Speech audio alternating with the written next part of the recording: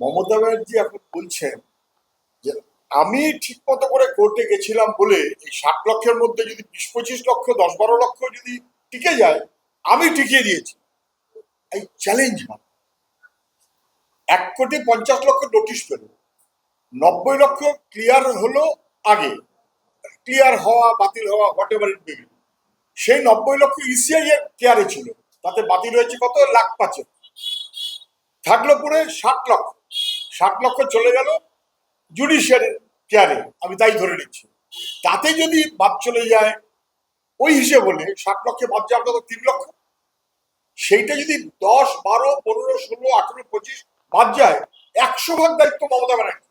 তিনি যে অসভ্যতা করেছেন, কোর্টে গিয়ে পর্যন্ত অন্যের কেস ছিনতাই করে নিয়েছেন এবং তারপর যে অসভ্যতা করেছেন, তার কারণে ট্রাস্ট ডেফিসিট কথাটা বলার সুযোগ পেয়েছে কোর্ট, এবং সেই কারণে জুডিশিয়ারি, মানে এই জুডিশিয়ারি গোটা প্রক্রিয়ার মধ্য দিয়ে গিয়ে যদি বেশি ভোটার বাদ যায়, তাহলে ভোটারের নাম খারিজ করার দায় আসলে মমতার করবে। আই রিপিট, 90 লক্ষে 5 লক্ষ বাদ গেছিল ইসিআই এর কেয়ারে, 60 লক্ষে বাদ যাচ্ছে কত, তার চেয়ে বেশি না কম? যদি বেশি হয়, তার দায় মমতা ব্যানার্জিকে নিতে হবে।